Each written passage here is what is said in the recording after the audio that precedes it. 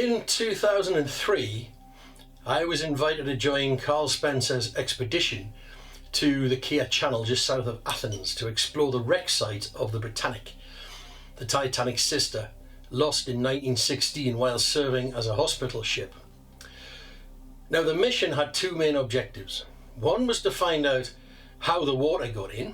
Now, the Germans matter-of-factly said they put mines in the channel, and the Britannic simply ran into one. Whereas the British propaganda machine preferred the rumour that the filthy Hun had torpedoed our hospital ship. And therein lay an 80-odd year unsolved mystery. And alongside of that one was a second 80-odd year old mystery, and that was, why did Britannic sink so quickly? Titanic sank over a period of several hours, and the lessons learned were applied to Britannic while she was still in the shipyard under construction. And yet Britannic sank in only 50 minutes. How could this be?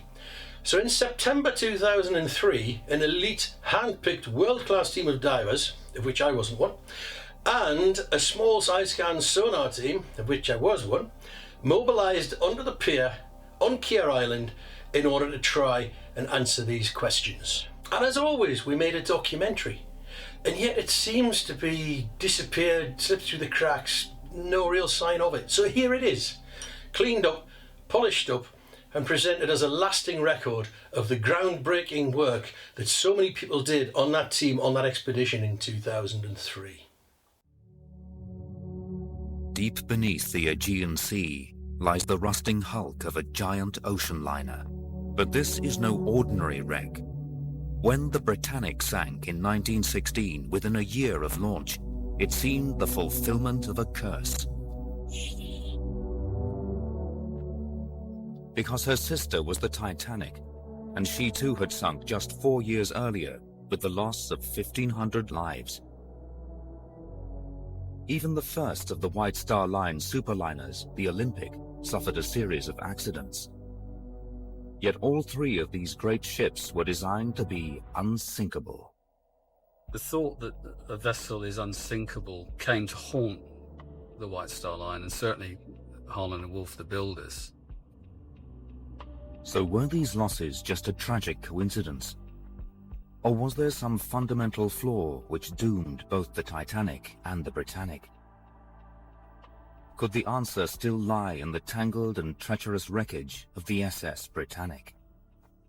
2 out of 3 of a single class of liner to sink is unprecedented, really. And you know, if you analyse that, then you'd have to consider that really there's something fundamentally wrong there.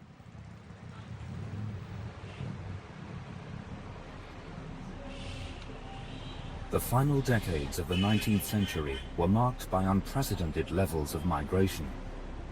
Between 1865 and 1914, about 20 million people left Europe in search of a new life in America. The only way to make the journey across the Atlantic was by sea. The shipping companies knew that bigger ships carrying more people meant bigger profits. These giant ships wouldn't have been possible if it wasn't for all these immigrants. So that led to this natural development in the size of the vessel. They were built to service the market that was developing. But as well as catering for immigrants, the shipping lines wanted to satisfy the growing and highly lucrative demand from the rich for holidays abroad. The cost to travel first class in a suite of rooms for a 5-day single crossing in today's terms would be about £27,000. The most profitable and prestigious route was London to New York. Competition between the two largest carriers in Britain, Cunard and the American-owned White Star Line, was intense. And Cunard and White Star found themselves, if you like, in some sort of arms race to build the largest and finest ships possible in those days. At the start of the 20th century, the Cunard line had stolen a bit of a march on the White Star Line with the Lusitania and the Mauretania. So, in response, the White Star Line conceived the Olympic-class liners. It was originally going to be a pair of liners followed by a third sister ship, the Olympic, Titanic and Britannic, which were designed to be grander and more luxurious than the Cunard rivals. The ships were nearly 900 feet long. The White Star brochure boasted they were as tall as the highest New York skyscraper. Size meant luxury, but it was also at the heart of the belief that these were the safest passenger vessels afloat. The popular press was swept along by the idea of giant ships, and that's what led to people just thinking that, yes, of course, if it's big, it must be therefore safer.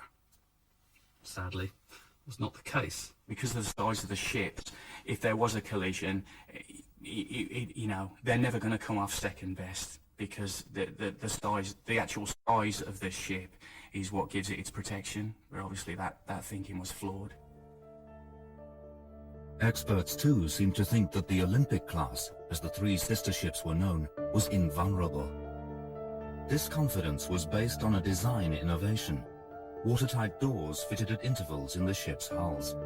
In the event of a collision, a switch on the bridge could close them automatically to prevent flooding. The media were happy to accept White Star's confident claims. There was a magazine at the time, the Shipbuilder Marine Engineer, and it contained the words practically unsinkable when they were referring to the Olympic and the Titanic. This practically unsinkable was very much embellished, and gradually, slowly but surely, the words practically went completely. And so all of a sudden, Titanic was supposed to be unsinkable.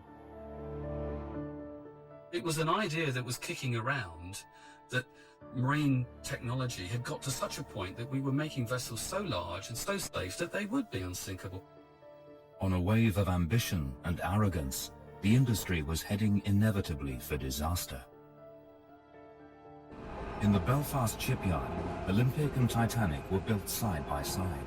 So enormous were they that 4,000 men were employed to finish Olympic in time for her launch.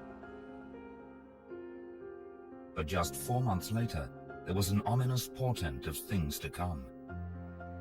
While maneuvering in the Solent, suction from the vessel's enormous propellers caused a collision with a Navy cruiser, HMS Hawke. Olympic's hull was badly gashed, and she was forced out of service for 6 weeks. We were only really just beginning to understand the dynamics of how these large vessels behave in water. In 1912, the crew, the officers had really no experience of it. It was on-the-job training, on-the-job learning. It's like converting a car to a juggernaut without considering the way it's going to handle or how it's going to drive. At the subsequent inquiry, Olympic was held solely to blame. But with so much at stake, White Star was in no mood for self-doubt. Instead of learning the lessons of the near disaster, the company turned the argument on its head. If Olympic could stay afloat after such a serious collision, they argued, it just proved how unsinkable the three giant superliners were. 7 months later, on April the 10th, 1912, Titanic set sail from Southampton on her maiden voyage. Even as she left harbour, the bow wave from her enormous hull nearly caused a disaster. She drew alongside another passenger vessel. That vessel heeled over to one side, its mooring ropes were broken, and the vessel almost collided with Titanic. As the second ship swung free, Titanic's tugs pulled her clear with just 4 feet to spare. It's an irony that if that collision had in fact taken place, Titanic probably wouldn't have struck the iceberg. Titanic's captain, Edward Smith, shrugged off the near miss. 1,500 people were now condemned to die. The newsreels of the day reconstructed the events that followed. 4 days into the crossing, the Titanic received warnings of icebergs ahead. Shortly before midnight, a lookout spotted an iceberg jutting out of the sea straight ahead. Furious attempts were made to turn the ship, but within seconds, impact occurred. Titanic was traveling at 20 knots when she struck the iceberg, and in less than 10 seconds, it had gouged a 300-foot-long gash in the ship's hull beneath the waterline. At 12:15, Titanic sent out her first SOS. Ironically, Olympic was one of a handful of ships to receive it, and immediately altered course towards her stricken sister, but to no avail. Within 2 hours, Titanic went down in the worst disaster in maritime history. In less than a year, White Star's first superliner had been involved in a serious collision, and the second had sunk, leaving thousands in mourning and survivors traumatized. Yet still, White Star refused to admit there was a problem. They considered the Titanic disaster an absolute fluke, and the chances of it happening again were, 1 in a million. So they decided to stick with the Olympic class design. So they decided to employ the same design on Britannic, with a few modifications. We'll raise the bulkheads, we'll put a double skin hull on, and that's all we need to do. The chances of hitting another iceberg or a Titanic type disaster are just, they're too remote to even consider. The die was cast. Once again, arrogance and ambition would lead to tragedy. The Britannic would soon be completed, and within a year, she too would sink. On April the 15th, 1912, Britain was stunned by news the Titanic had sunk and more than 1,500 people had perished. The impact on the ship's owners, the White Star Line, was immediate. It was a disaster for the company and a disaster for the builders. Faith in these superliners looked increasingly flawed.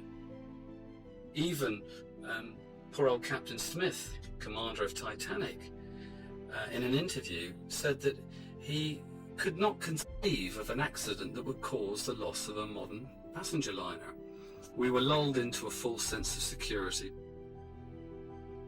Less than a year after the launch of the largest passenger liners in the world, one had been lost forever, and the other involved in a serious collision. The claim that their sheer size guaranteed their safety was beginning to sound hollow. And now White Star had another problem. Construction of the third and largest of the three ships, Britannic, was already well advanced, and it was too late to change the design. When you design a ship, like the Olympic and the Titanic, you start out with one design form, and that design form was Olympic. You draw a vessel once, and then you make a series of adjustments and modifications through the learning process of having that ship in operation. Britannic had to have really a whole radical rethink, but it was really too late to scrap the idea and start again. You had to just modify what was there. Following the Titanic disaster, White Star were obviously very nervous about Britannic, and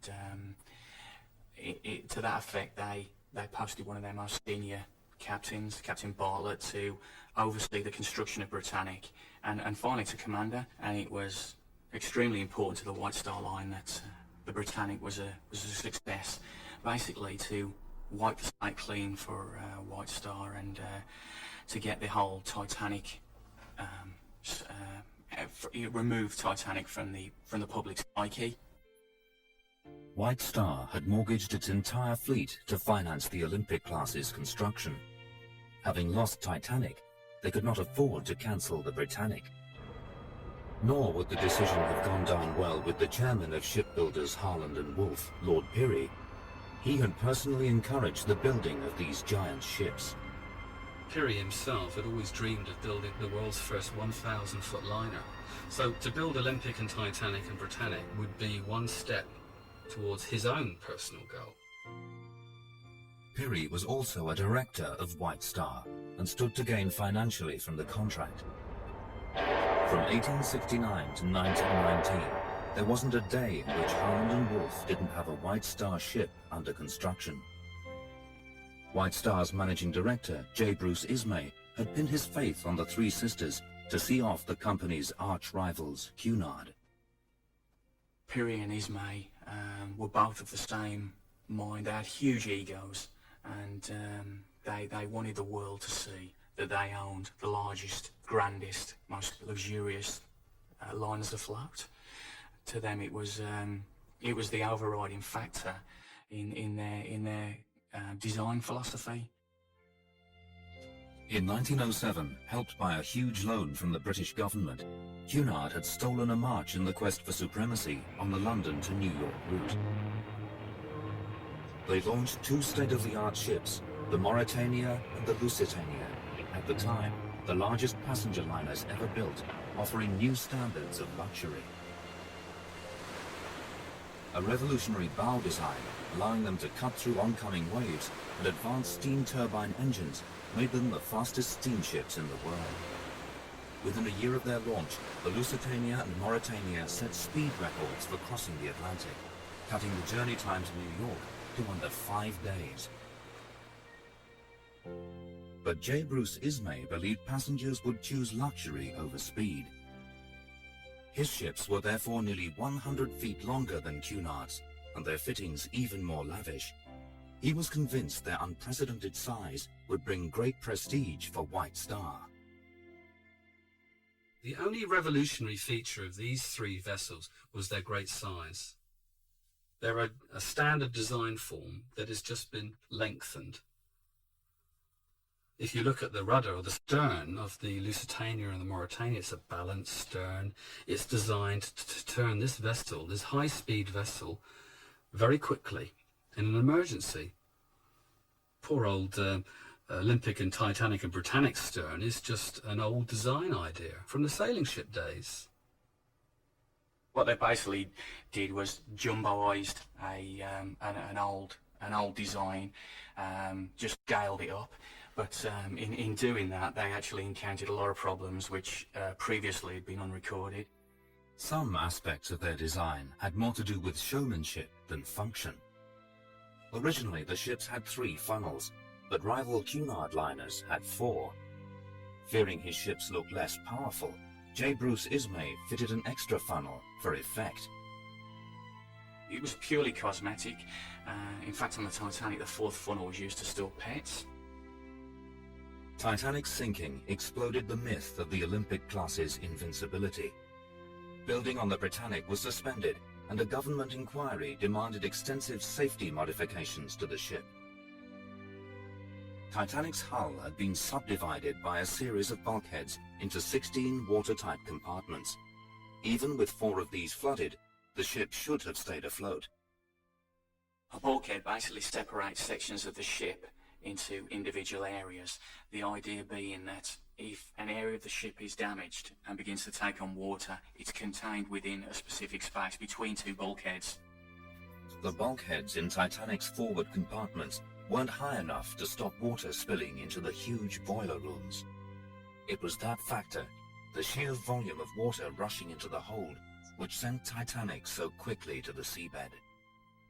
On Titanic, the bulkheads didn't go all the way to the top decks, and so what happened was when the forward compartments began to fill up, as the ship lifted by the bow, water spilled over the top of the bulkheads, kind of like an ice cube tray effect, until it got to a point of no return, really. The difference with Britannic is the bulkheads were raised all the way to the upper decks, the idea being that even if the ship started to list, there was no way the water could spill over from one compartment to another.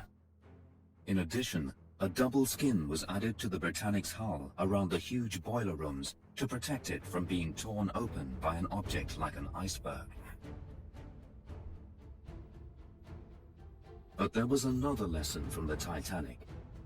So confident were her designers in her safety and her ability to summon help using the new wireless technology that they decided she only needed lifeboats for half of those on board.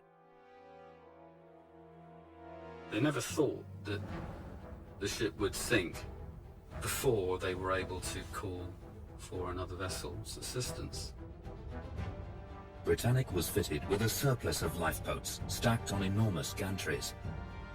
With these modifications to Britannic, the largest of the 3 sisters, White Star's confidence returned. Her launch booklet included this bold claim.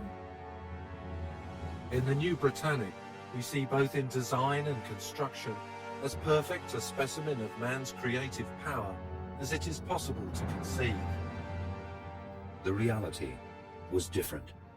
She was a dinosaur, really, when she came into service. She was outclassed before she even went down the ways by liners like the Lusitania and the Mauretania.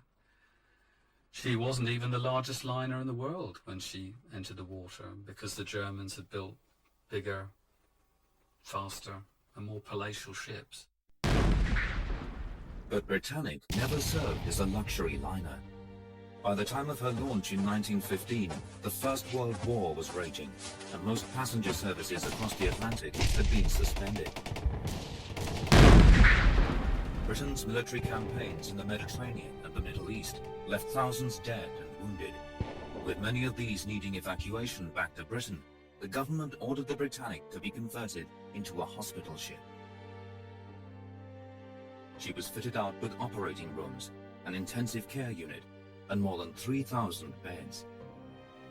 In December 1915, freshly repainted in the internationally recognized colors of the Red Cross, she left Southampton for the first of 6 voyages to the Mediterranean. On board were 400 army surgeons, doctors, medical orderlies, and nurses. One of these nurses was Violet Jessop, a survivor of the Titanic disaster. Despite her Titanic nightmare, she had written to the White Star Line asking for a job aboard the Britannic as a stewardess. She had no fears about serving on the Titanic's even larger sister. Later she wrote, "It was like going into a new world aboard that stately hospital ship. She looked like a great white swan." In November 1916, Britannic was sent on a mission through the Kea Channel off mainland Greece to collect up to 3,000 casualties of war. To reach them, she had to sail deep into the war zone of the eastern Mediterranean, risking attack by German U-boats. Her destination was the Allied naval base at Mudros on the island of Lemnos, where she was to take on wounded from base hospitals and other, much smaller ships. On the 21st of November, she was steaming 2.5 miles off Kea Island. Suddenly, there was a violent underwater explosion. Something had holed the ship. Captain Bartlett ordered all watertight doors closed. He knew the bulkhead should prevent her from sinking, so why then was she taking on catastrophic amounts of water? In desperation, Bartlett restarted the engines to drive her aground on Kea Island. Heading towards Kea, faster and faster and faster, began to drive the bow deeper and deeper into the water. And as the ship began to slowly roll over onto her starboard side, it became quite clear to the captain that he had to start getting people off the ship. At the Britannic's stern, there was panic as the deck began to tilt. Some crew members lowered lifeboats without permission. Titanic survivor nurse Violet Jessop was in one of them. She recorded what happened next in a diary that has passed to her niece. A few minutes after the lifeboat first touched the water, every man jack in the group of surrounding boats took a flying leap into the sea. It was extraordinary to find myself in the space of a few minutes almost the only occupant of the boat. I turned round to see the reason for the exodus, and to my horror saw Britannic's huge propellers churning and mincing up everything near them. Men, boats and everything were just one ghastly whirl. As the lifeboats hit the water, they were sucked into the Britannic's massive rotating portside propeller, which, with the ship now listing badly, was rising out of the sea. In 1911, the pulling suction of the Olympic was strong enough to pull an armoured cruiser, HMS Hawke, into the side of the ship and do considerable damage. 1912, as Titanic was leaving Southampton, the suction from propellers was enough to pull the liner New York from the quayside. So the small lifeboats of the Britannic, 34 feet long, would have had no chance at all. Everybody that was killed on Britannic was killed in a lifeboat, as opposed to Titanic, where everybody that died because they weren't in a lifeboat. 30 people who were taken to the lifeboats lost their lives.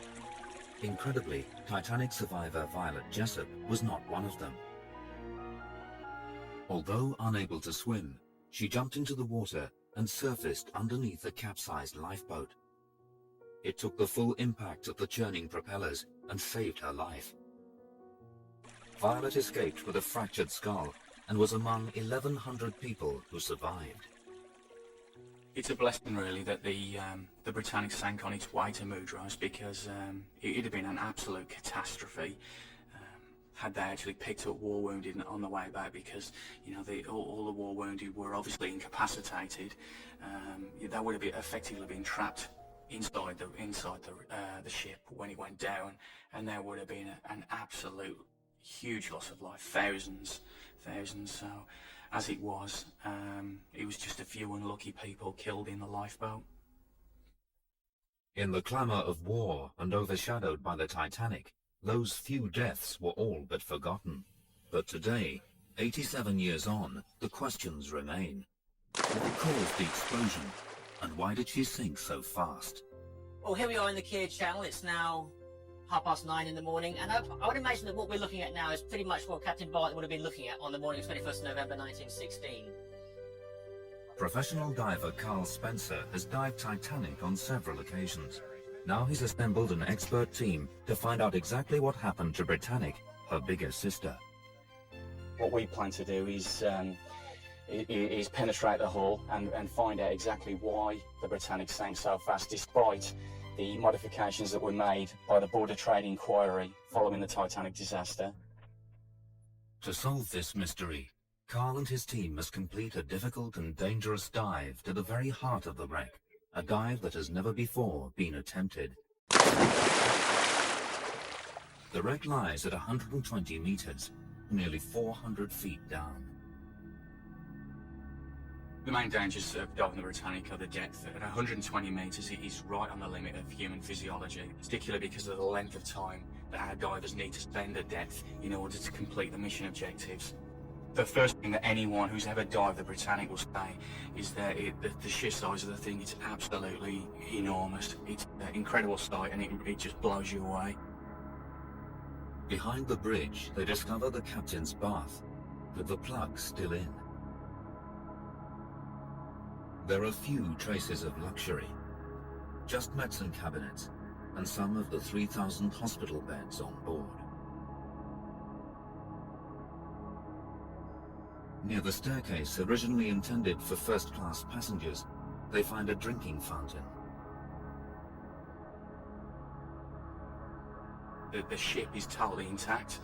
Apart from the tear in the bow, you look at the ship and it's absolutely magnificent. It looks like the day it sailed. Inside the radio room, a Marconi wireless set, last used to send SOS calls as the ship began to sink. It's like a window into the past. You look at the ship and it's a monument to a bygone age. It's fantastic. But the clues to the real cause of the disaster will not be found here on the upper decks. After the explosion, water somehow flooded the massive forward boiler room in the heart of the ship, and the divers need to get into there to find out why. Richie Stevenson thinks he's found a way in. I think what I found is a tunnel in the break. It's just where the keel is, right at the very bottom. And then right on the roof, which is obviously now on its side, if you can make sense of that, there's two big, huge, some sort of pipework system. So I thought, well, it looks like it could lead towards the engines and the boilers, and that then looked like that was more of a sensible way through for the firemen, the engine roommen, to make their way from boiler room to boiler room to boiler room. Right. It's just like a low walkway going between the sets of boilers. Right. It looks like that little fireman's tunnel that's on the plans. It does look like it.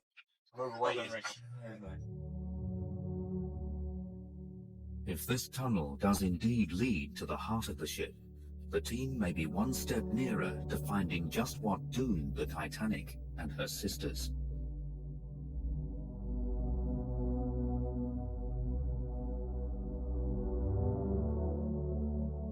Somewhere in the barnacled wreck of the Titanic's sister ship Britannic, there are clues as to why she sank so quickly on a November day in 1916. Modifications to the design after the Titanic sank should have made her safer. But she went down in only 50 minutes, 3 times faster than Titanic. 87 years on, an expert team of divers has been assembled to establish exactly what happened. At the time, the Navy's own findings were inconclusive. Some eyewitnesses reported seeing torpedo trails seconds before the explosion. Britannic's captain, Charles Bartlett, went to his grave believing a torpedo sank his ship. Others suspected the Britannic struck a mine, and after the war, a U-boat commander, Gustav Sees, claimed his submarine had laid that mine. Captain Barton said the explosion occurred very, very low down. Beyond that, we're really not quite sure. But if you look at the wreck on the seabed, you just cannot find the keel. It's just not there in that area. So it seems to indicate that the explosion took place right beneath the ship. A torpedo would have struck on the ship's waterline. Mine damage would be much lower on the hull. The dive team are looking for evidence that points one way or another. They'll also scour the seabed for debris. Torpedoes leave little behind, but mines are tethered to the seabed by cradles, which may still be there.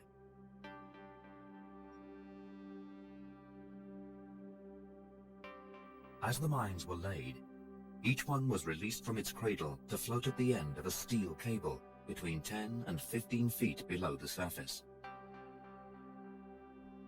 Touched by a passing ship, it would explode. For the first time ever, an extensive and systematic search of the Kia Channel is underway. The aim is to prove once and for all what sank the Britannic. The team lower a high-tech sonar device into the water. Yeah, give us a little bit of cable. Ready? Okay, fly it. It will enable the dive team to pinpoint the smallest objects lying on the seabed. Images are fed back to a monitor aboard the boat for sonar imaging expert Bill Smith to analyze. As they pass over an area near the wreck site, Bill sees something interesting scattered on the sea floor. It's nearly 50 metres in slant line. Below, there's bits everywhere. There's some more up there, there's a bit there, there's a bit there. There's just a scattering, isolated debris field, but it's quite big. So could this trail of debris mark the exact location of the initial explosion? Divers hurry to search the area, but what they actually find is debris from two of the Britannic's 4 funnels, torn off as she rolled beneath the waves.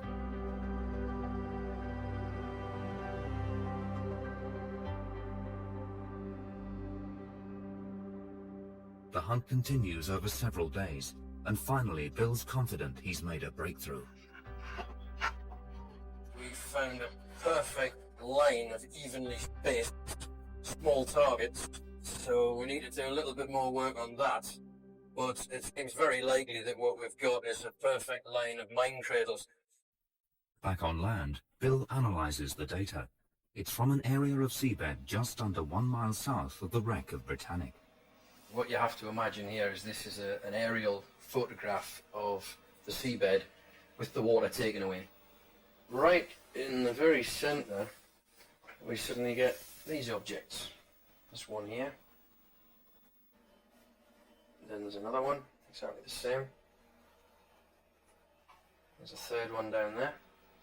And what we have between them, when you look a little bit further down, there's a small round object here. What appears to be like a broken open piece of eggshell. There's the back half of the eggshell. And that looks very, very much like a smashed open, mine line on the bottom. If we go a little bit higher up, on this top one, you can actually see its little arms that once grasped the mine before it was dropped. The team's discovery tallies with British intelligence reports from 1916 and the claims of German U-boat commander Gustav Sees, whose submarine, the U-73, had been in the Aegean near to where the Britannic sank. On the 28th of October 1916, U-73 laid 12 mines across the Kia Channel. 3 weeks later, the Britannic steamed into the heart of the minefield. It was one of these 12 mines that blew a huge hole in her bow, allowing water to rush in. But the modifications made to Britannic after the Titanic disaster should have kept her afloat, even with a ruptured hull. The designers claimed she could survive with as many as 6 of her watertight compartments flooded.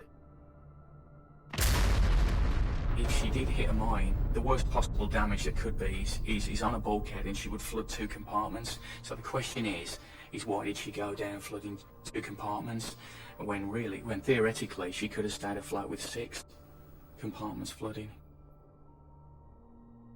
Britannic's sister ship, the Titanic, sank with only 5 of her compartments flooded after an iceberg left a 300-foot gash in her hull. But while the Titanic took over 3 hours to sink, the Britannic went down in just 50 minutes. When Jacques Cousteau dived the wreck in 1975, he discovered a number of the ship's metal hull plates were bent outwards, suggesting, so he thought, that there had been a second explosion inside the Britannic. Some historians speculated that the Britannic may have been carrying an illicit cargo of munitions, which detonated after the ship struck the mine. But when he found large deposits of coal spread out over the seabed, Cousteau concluded that there had been a coal dust explosion. Subsequent dives have shed little light on why the Britannic sank so fast.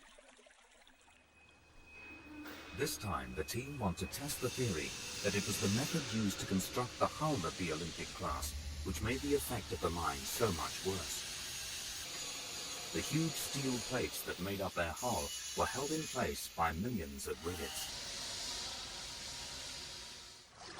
Laurie Johnson, an expert on steel corrosion and the team's scientific advisor, has found an example of a similar riveting process on a steel barge in a bay a few miles from the Britannic's wreck.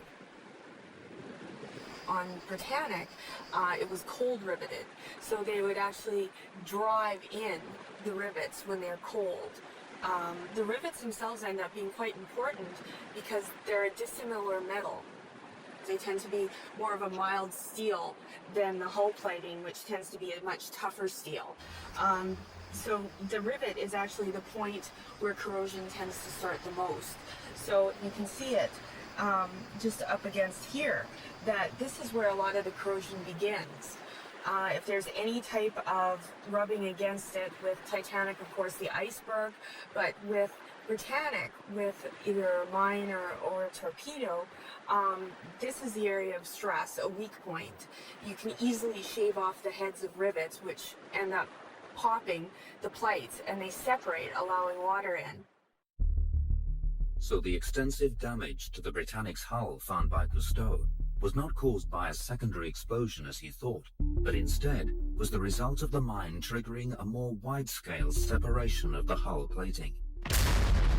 So with a gaping hole in her bow, Britannic's survival depended on her system of watertight bulkheads redesigned in the wake of the Titanic's loss.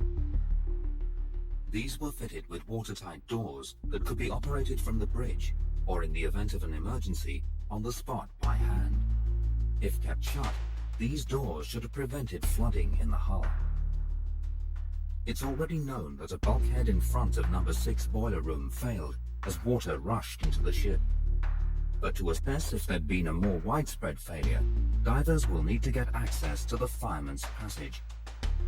This is the corridor running through the ship, linking the Britannic's huge boiler rooms with the crew's quarters in the bow.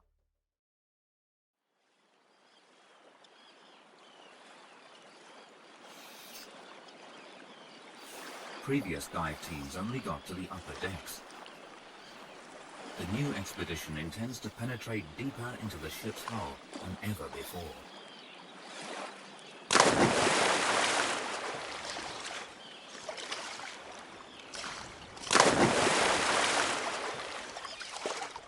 At a depth of 400 feet, their time on the wreck is severely restricted. They need to use special equipment to recycle their oxygen supply. And even with this technology, they have only 30 minutes per dive to explore inside the Britannic. It's a job for only the most experienced deep-water diver, requiring a difficult and dangerous journey through the decaying wreck. To get deep inside the hull, a diver has to squeeze his body and equipment through the tightest of openings. Finally, the fireman's passage. As he makes his way into the forward boiler room, his video camera captures startling new evidence from deep inside the cursed liner. No less than 2 of the watertight doors designed to prevent water flooding through the ship are clearly wide open. It's the crucial clue that might explain why Britannic went down so quickly. I think for me, the single most important piece of videotape has got to be the footage inside that boiler room, the open watertight doors. Had that door closed, Britannic would have survived. It's as simple as that.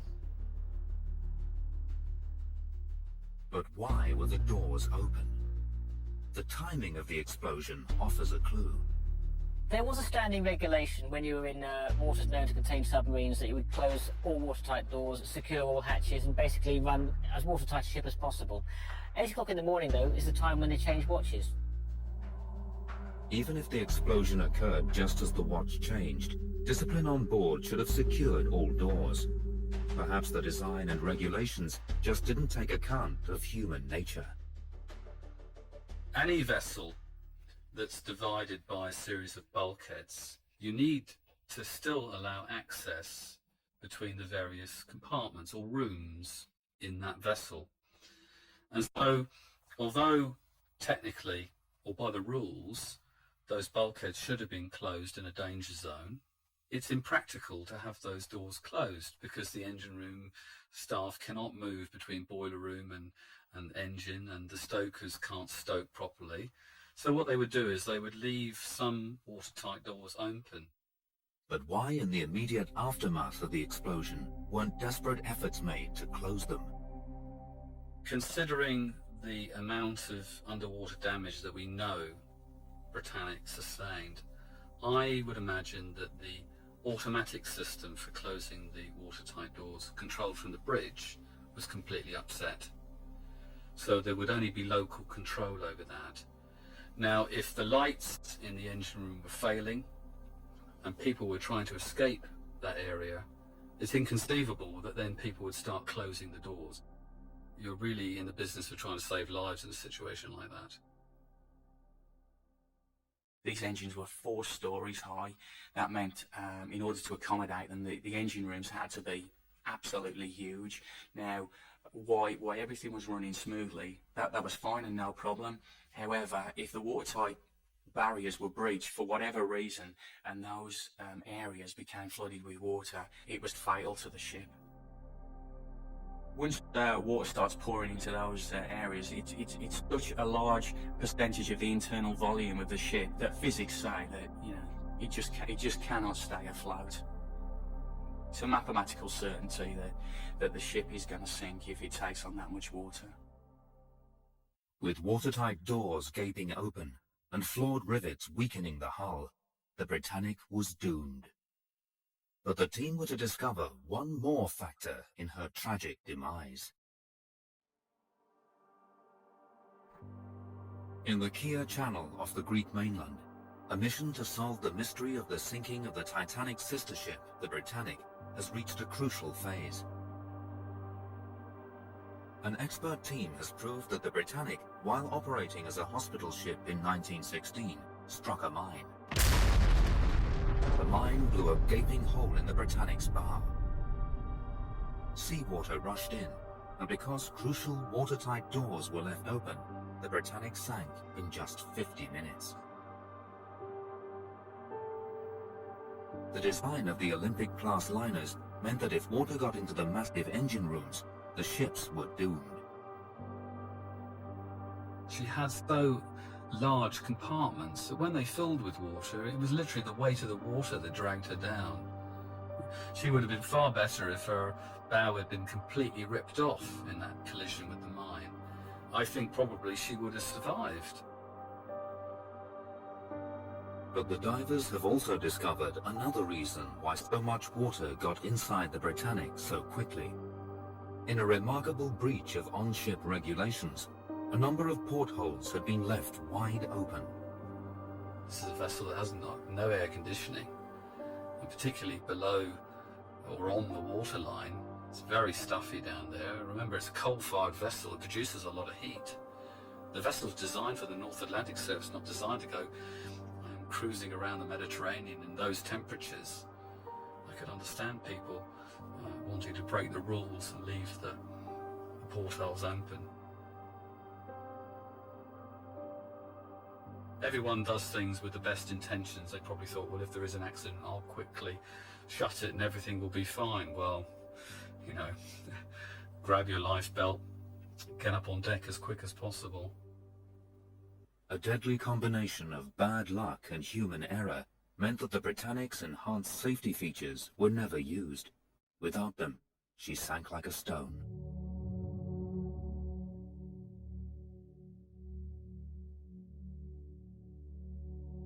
The Britannic's catastrophic end reignited the debate about size and safety. Many asked how smaller vessels could survive torpedo attacks while Britannic went down so fast. Only 2 days after the Britannic went down, another hospital ship, Braemar Castle, struck a second mine laid by U-boat 73. Much smaller and lighter than the Britannic, the Braemar Castle beached successfully and went on to survive the war. After a disaster in peacetime and a disaster in war, it was becoming clear that the grand design aims of Britannic and Titanic were really an expression of pride at the expense of safety. Once the watertight defenses on the giant liner were breached, the vessel simply could not stay afloat. She was such an enormous vessel that her size, her very size, the illusion of safety was in fact her Achilles heel. If a curse had sent both the Britannic and the Titanic to the bottom of the sea, their older sister Olympic suffered too. Within a few months of her launch, she had collided with a Navy cruiser, forcing her back into dry dock. In 1934, she rammed and sank the Nantucket lightship with the loss of 7 lives. Like her sisters, the root of the problem was her sheer size and displacement. Smaller vessels were simply sucked in by her huge propellers. Olympic, Titanic, and Britannic, doomed monuments to the ambition and pride of 2 Edwardian millionaires who were determined to own and operate the largest ships to ever take to the sea. Piri and Ismay's arrogance and egos, really, to build the largest, grandest liners, and their competitiveness with Cunard to go one better all the time, really is what doomed the Olympic class liners. They were using old technology, they were using outmoded designs, and they really had this tunnel vision where bigger was better, without considering the consequences, and unfortunately that's what doomed the Olympic class liners.